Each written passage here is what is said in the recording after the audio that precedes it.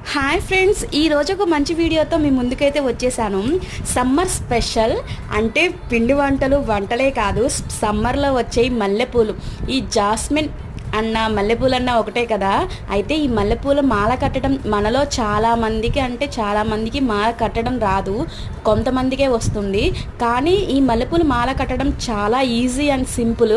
ముందుగా 2 మల్లెపూలను తీసుకొని కింద ఒకటి పైన ఒకటి పెట్టి కింద ముడేసి పైనుంచి ఇంకొక ముడి వేస్తే సరిపోతుంది. ఒక్కొక్కసారి నీట్గా ఒకసారి గమనించండి. అయితే మల్లెపూల మాల కట్టడం ఈజీనా అని అనిపిస్తుంది. ముందుగా పూల మీద ట్రై చేయకండి.